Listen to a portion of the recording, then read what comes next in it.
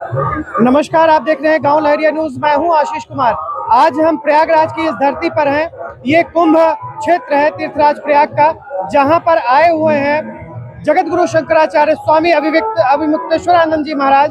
हम उनसे सीधा संवाद करेंगे, उनका साक्षात्कार करेंगे।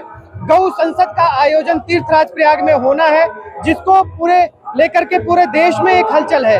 देश के तमाम संत, तमाम सनातन धर्मी एकत्रित हो रहे हैं गौ माता को राष्ट्रमाता घोषित करने के लिए। गौ माता को राष्ट्रमाता घोषित करने के लिए एक बैकअप अभियान शंकराचार्य जी महाराज द्वारा चलाया जा रहा है। उसी की कवरेज के लिए हम यहाँ से प्रयागराज में मौजूद हैं। हम सीधा शंकराचार्य जी महाराज से संवाद करेंगे।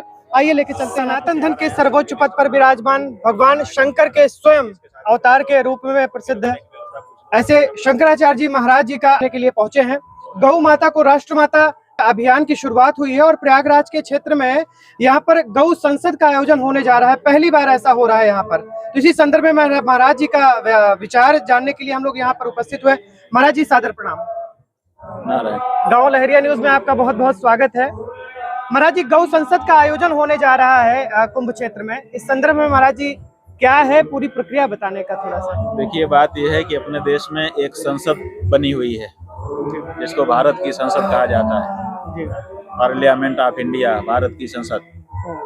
और वो इसलिए है कि देश की जो समस्याएं हैं उन पर विचार किया जाए। लेकिन भारत की संसद को गाय जैसे मुद्दे पर विचार करने का समय ही नहीं।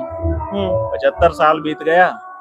75 साल से देश की सनातनी हिंदू जनता, जिसकी संख्या करोड़ों करोड़ है, वो प्रतीक्षा ही कर रही है कि हमारी संसद कभी इस विषय पर भी विचार करके कोई निर्णय करेगी। वो कर ही नहीं रही है। तो ऐसी परिस्थिति में अब गौ भक्त स्वयं सोच रहे हैं कि हम ही संसद लगाते हैं और विचार करते हैं। तो इसीलिए ये गौ संसद हो रही है। तो क्या देश की संसद पे ये भरोसा है कि गौ माता को राष्ट्रमाता घोषित कर देंगे? देखिए, करना तो उन्हीं को है, लेकिन हम चाहते हैं कि उनका सहयोग कर दें। अगर उनके पास समय नहीं है संसद में विचार करने का, तो हम अलग से संसद लगा करके विचार कर दे रहे हैं और उसके निष्कर्षों से उनको अवगत करा रहे हैं और आशा कर रहे हैं कि वो अपना दायित्व निभाएंगे और हमारे द्वारा यहाँ किए गए विचार का फायदा लेंगे। जी जी महाराज जी, गौ संसद का जो ये आज यहाँ पर कार्यक्रम आयोजित हो रहा है, जो कि प्रतापगढ़ जनपद का ये क्षेत्र चैनल है। प्रतापगढ़ जनपद में ऐसी बहुत सारी संगोष्ठियां हुई, एक माहौल बनाने का प्रयास किया गया कि गौ माता को राष्ट्रमाता घोषित किया जाए।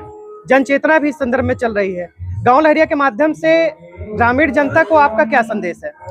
देखिए, हमारा संदेश यही है कि अगर हम सनातनी हैं, हिंदू हैं, धार्मिक हैं, तो हमारा सबसे पहला कर्तव्य है कि गौ माता को अभय दें। जी। गौ हत्या अगर हो रही है तो समझो कि हमारे माथे का सबसे बड़ा कलंक है। जी।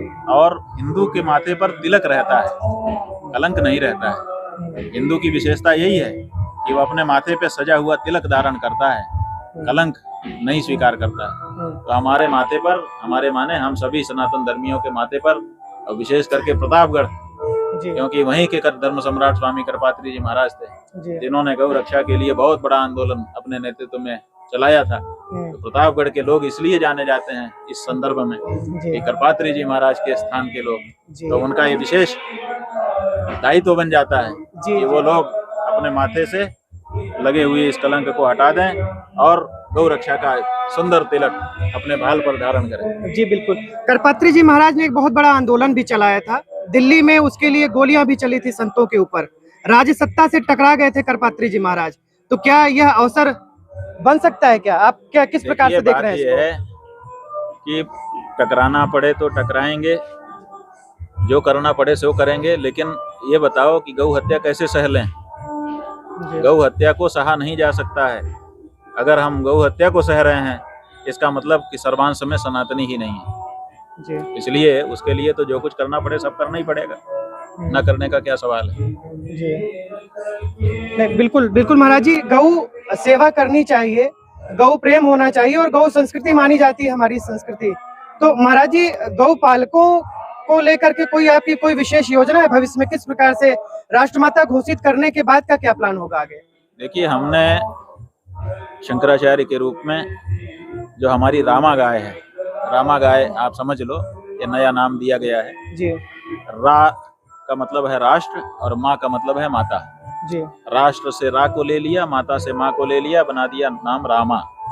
तो रामा गाय मतलब हमारी देशी नस्ल की जो असंकरीकृत गाय है, जिसको वेद लक्षणा गौ कहते हैं, उसके संरक्षण के लिए हम लोगों का ये प्रयास चल रहा है। हम ये चाहते हैं कि कोई भी हिंदू तब हिंदू सही अर्थों में हो सकता है जब कम से कम एक गाय माता उसके पास हो, अन्यथा बिना माता के बच्चे जैसा, अनाथ जैसा वो माना जाएगा।